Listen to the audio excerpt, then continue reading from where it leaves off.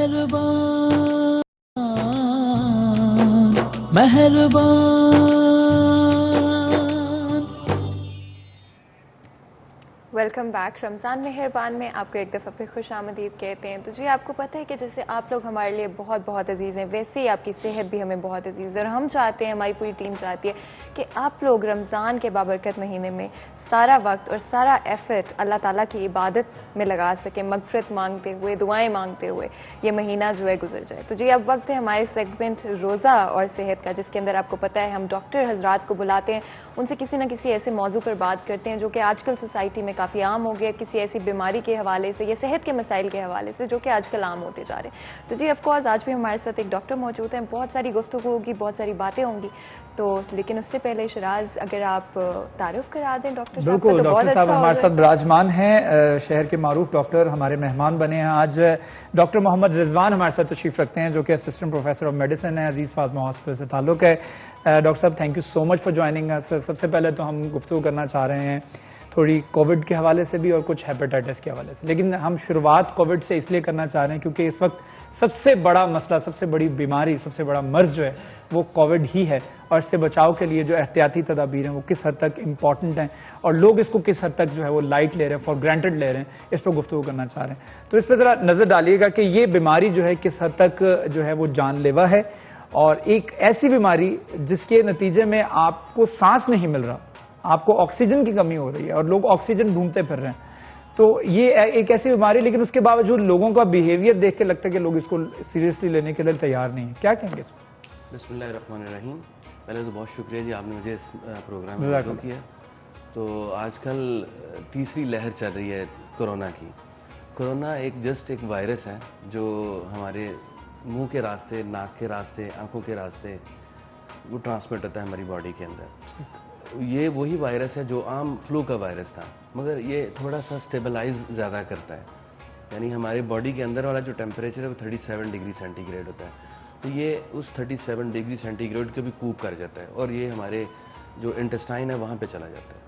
تو وہاں پہ جا کے یہ انٹسٹائن کے مسئلے بھی کرتا ہے. تو اس لیے یہ نیچے ٹریک ڈاؤن ہمارے لنگس کے اندر بھی چلا جاتا ہے، اور یہ ساری انفیکشن وہاں لنگس کے اندر بھی کرتا ہے اور انٹسٹائن کے اندر بھی کرتا ہے. تو دوسرے وائرسز سے اس کا تھوڑا سا بیہیویئر اسی سینس میں ڈفرینٹ ہے تھوڑا سا. دوسرے جتنے وائرسز، فلو وائرسز ہیں وہ زیادہ تر چاند اوپر رہتے ہیں، ہمارے گلے کے اندر ہی رہتے ہیں اور وہ نیچے جا نہیں سکتے کیونکہ وہ نیچے والا ٹیمپریچر برداشت نہیں کر پاتے. ایک تو یہ چیز ہو گئی. دوسرا آج کل آپ نے دیکھا ہے کہ جو نمبر آف ڈیتھس ہیں، نمبر آف جو کیسز ہیں وہ بہت زیادہ انکریز ہو رہے ہیں. تو پہلی لہر اور دوسری لہر میں لوگ بہت زیادہ ڈرے ہوئے تھے کرونا سے کہ پتہ نہیں کرونا کیا چیز ہے. اور پھر وہ ظاہر ہے اس ڈر میں جو سوشل ڈسٹینسنگ تھی، لاک ڈاؤن چل رہا تھا، سارا نظام چل رہا تھا اور بڑا اچھا چل رہا تھا.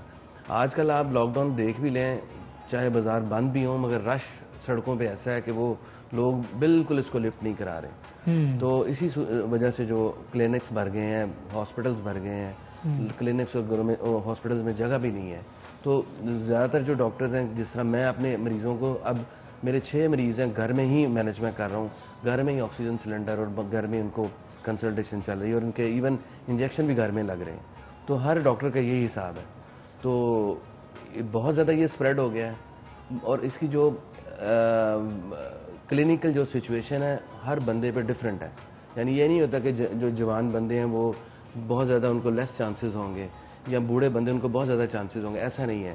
یہ ہر ایک باڈی کا اپنا نظام ہے، اپنی قوت مدافعت ہے، اپنا ایک سٹریس کو برداشت کرنے کی. اچھا، آپ کو لگتا ہے کہ جب پہلی لہر آئی تھی لوگ اس لیے زیادہ گھبراتے تھے، زیادہ اس لیے ڈرتے تھے کہ اس کا علاج کچھ نہیں ہے، اس کی ویکسینیشن ابھی تک نہیں آئی؟ جی بالکل. جب تیسری لہر میں ہمیں یہ معلوم ہوا ہے کہ اس کی ویکسینیشن آ گئی ہے، چلو اب ہو بھی گیا تو کوئی بات نہیں، خیر ہے، علاج تو آ گیا اس کا، شاید یہ وجہ بھی ہے کہ لوگ بہت زیادہ ایزی ہو گئے. نہیں، ابھی تک جتنی بھی میڈیسن آئی ہے، ابھی تک جتنی بھی ویکسینیشن آئی ہے وہ پروون نہیں ہے. ابھی سارے ٹرائل بیسس پہ چل رہی ہے، ساری اسپیکولیشنس پہ چل رہی ہیں کہ جی یہ ریمڈیسویر ہے، یہ ٹوسیلیزمیب انجیکشن ہے، جی یہ انجیکشن ہے، اسٹیرائڈ کے انجیکشن ہے. یہ سارے انجیکشن یہاں تو تھوڑی تھوڑی دیر بعد چینج ہو جاتے ہیں.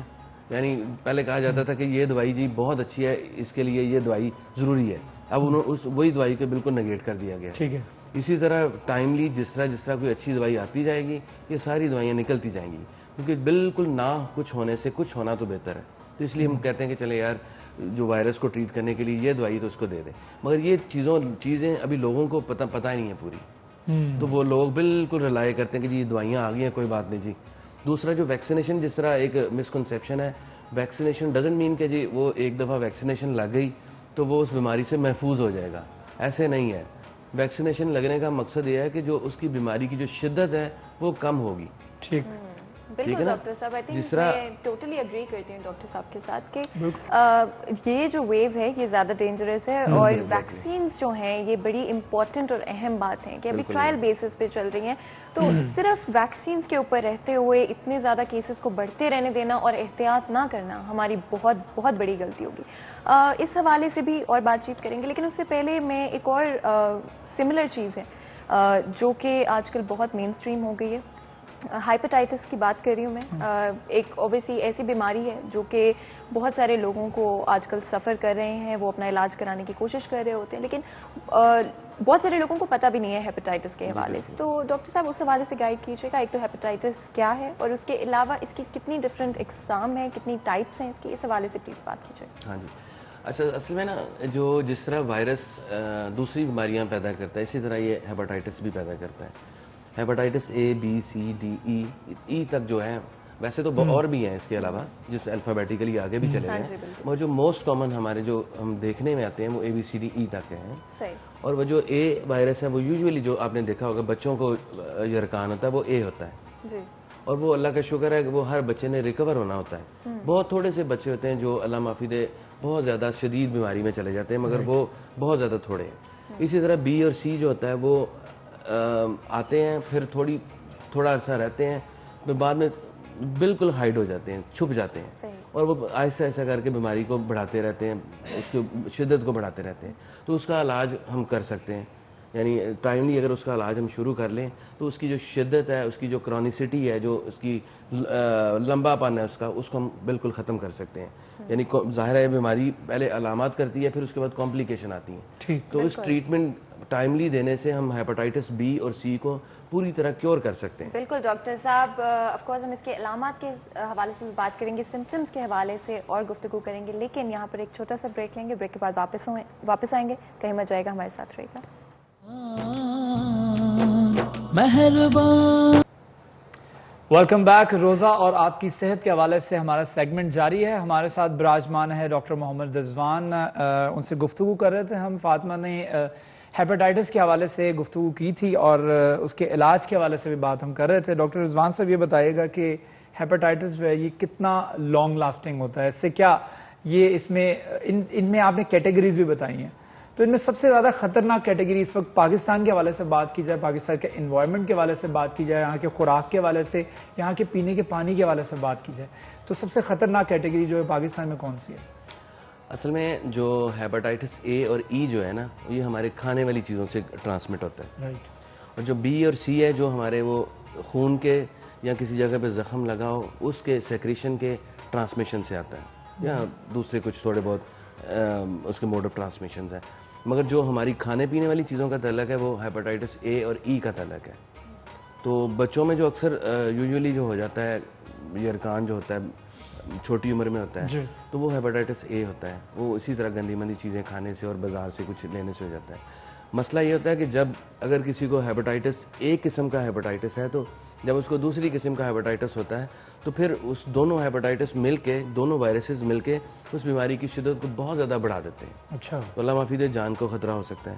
اسی لیے ہم کیا کرتے ہیں کہ ہیپاٹائٹس اے کی ویکسینیشن کروا دیتے ہیں، ہیپاٹائٹس بی کی ویکسینیشن کروا دیتے ہیں، کیونکہ اے اور بی کی اویلیبل ہے، ادروائز نہ سی کی اویلیبل ہے، نہ ڈی کی اویلیبل ہے، نہ ای کی اویلیبل ہے.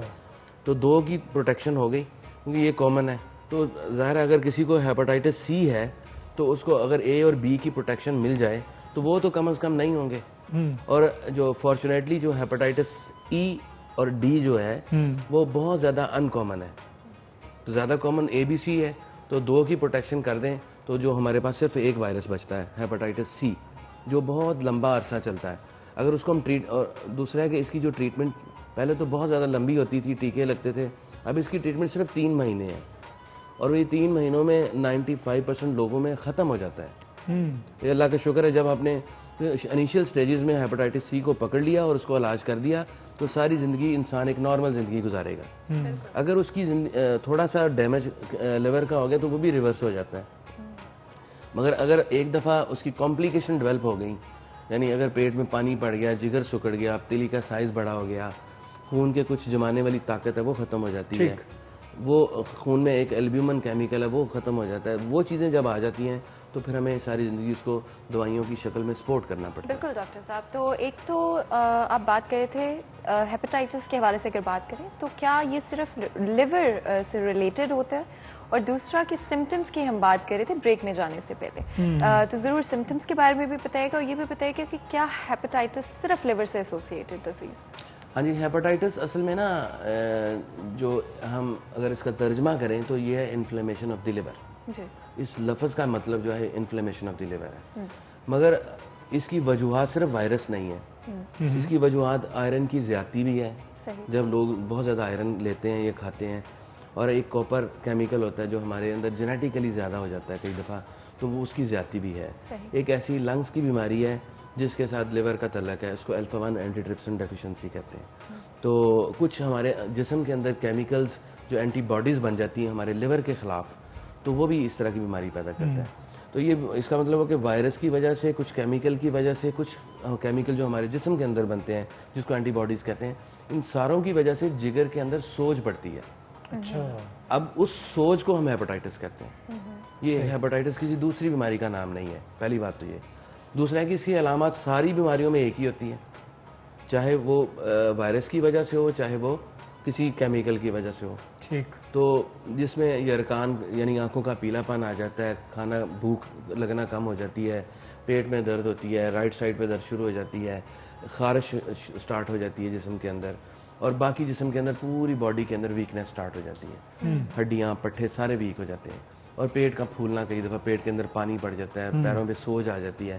تو ہر بیماری جو ہر وجہ جو ہے وہ اینڈ اپ ہیپاٹائٹس میں ہوتی ہے. اگر اس کو ہم علاج پراپر طریقے سے کر لیں تو اس کی ہم کمپلیکیشن کو روک سکتے ہیں, اور علامات ساری جو وجوہات کی ایک ہی ہوتی ہے. بالکل ڈاکٹر صاحب, اور اس کے علاوہ ایک اور سوال میرے دماغ میں آیا تھا شراز, کہ یہ ٹرانسفر کس طرح سے ہوتا ہے ہیپاٹائٹس, یعنی کہ اس کا منتقل کوئی اسپیسیفک طریقے ہیں یا کس طرح سے بچا جا سکتا ہے, زیادہ تر کس طرح سے یہ منتقل ہوتا ہے؟ ہاں جی, زیادہ تر میں نے بتایا جی, جو ہیپاٹائٹس اے اور ای جو ہے نا, ہم باہر والی جو ریڈیو والی چیزیں اور گندی چیزیں جو کھاتے ہیں, جس میں سیلڈ آ جاتی ہے یا ریڈیو میں بکنے والی چیزیں ہیں, تو یہ ہیپاٹائٹس اے اور ای کا ٹرانسمیشن ہے. ہیپاٹائٹس بی اور سی کا جو ٹرانسمیشن ہے وہ بلڈ کی یہ پروڈکٹس ہیں. فار ایگزامپل کسی جا بلڈ ٹرانسفیوژن, ہاں, زخم لگا ہو, اس پہ بلڈ کسی انفیکٹڈ مریض کا لگ گیا, اور اسی طرح منہ کے راستے کئی دفعہ جا سکتا ہے. اسی لیے سرنجز کو کہتے ہیں کہ جب آپ دھیان سے پھینکیں, اگر ایک مریض کو لگی ہوئی سرنج اگر دوسرے کو وہی پرک کرے گی تو وہ مسئلہ ہو جائے گا. تو اس طرح کے جو ساری چیزیں ہیں نا وہ. اچھا, یہ بھی بتا دیجیے گا کہ ہیپاٹائٹس جب آپ نے بتایا کہ کورس جب اس کا ہم کرتے ہیں, تو جب اس سے بالکل اس کو 3 سے 4 مہینے میں ایلیمینیٹ جب اس کو کر دیتے ہیں, اس کے بعد اس کے کچھ سائیڈ افیکٹس یا کوئی ایسے اثرات بھی چھوڑ جاتا ہے ہیومن باڈی کے اوپر کہ جو کہ لائف لانگ آپ کے ساتھ رہتے ہیں, اٹیچ رہتے ہیں؟ ہاں جی, اس سے پہلے میں کچھ 2 طریقے بتانا چاہ رہا ہوں جس میں ٹرانسمیشن کے ہیں. جی جی. ایک وہ پریگننٹ مدر ہے, وہ بھی ٹرانسمٹ کر سکتی ہے اپنے بیبی کو, اور جو دودھ پیتی ماں ہے وہ بھی ٹرانسمٹ کر سکتی ہے. خاص طور پہ ہیپاٹائٹس بی ٹرانسمٹ ہوتا ہے, وہ بھی ہو سکتا ہے, اور میاں بیوی کے ریلیشن سے بھی ٹرانسمٹ ہوتا ہے. یہ ساری چیزیں جو اس کو ٹرانسمٹ کرتی ہیں. تو جو پہلے ابھی آپ نے کویشچن پوچھا, اس میں یہ کہ جو آپ نے کہا کہ جو ہم ٹریٹمنٹ کر دیتے ہیں اس کے بعد جو اس کی جو چیزیں رہ جاتی ہیں, اس میں یہ ہوتا ہے کہ اگر تو پراپر انیشیل سٹیجز میں ٹریٹمنٹ کر دی جس میں لیور بالکل ڈیمیج ہے ہی نہیں, تو وہ اس طرح وہ نارمل زندگی گزارتا ہے انسان, اس کو کبھی بھی کوئی علامت نہیں آئے گی. اگر اس کا مائنر سا ڈیمیج ہے, کیونکہ اللہ تعالیٰ نے لیور کے اندر ایک کیپیسٹی رکھی ہے ریجنریشن کی. ٹھیک. یعنی وہ ہمارے برین میں نہیں ہے, وہ ہمارے دل میں نہیں ہے. ٹھیک ہے, ہاں, لیور کے اندر ریجنریشن کی کیپیسٹی ہے. جس طرح ہم اگر کسی کا لیور لیتے ہیں نا, ٹرانسپلانٹ کہتے ہیں لیور کی ٹرانسپلانٹ, تو اس میں ہم چھوٹا سا پیس لیتے ہیں اس کا, سارا لیور تو نہیں لے لیتے, تو چھوٹا سا پیس لے کے ہم رکھ دیتے ہیں, تو وہ ریجنریٹ کر جاتا ہے. اسی طرح اگر تھوڑا ڈیمیج ہو تو جو اس کی ریجنریٹنگ پاور ہوتی ہے وہ پورا لیور دوبارہ بنا دیتی ہے. اچھا. تو یہ اگر تھوڑا مائنر ڈیمیج ہے تو اس کا لیور بالکل پوری طرح نارمل ہو جاتا ہے. اگر بہت زیادہ میجر ڈیمیج آ گیا ہے, لیور بالکل گوشت کے لوتھڑے سے کنورٹ ہو کے ایک بالکل وہ فائبروٹک یا ایک لوتھڑا سا بن گیا ہے جو بالکل ان ایکٹیو سا ہے, تو پھر ظاہر ہے اس کی علامات آئیں گی, وہ irreversible ہے. وہ ریورس نہیں ہو سکتا. اس کا علاج پھر لیور ٹرانسپلانٹیشن ہی ہوتا ہے. بالکل.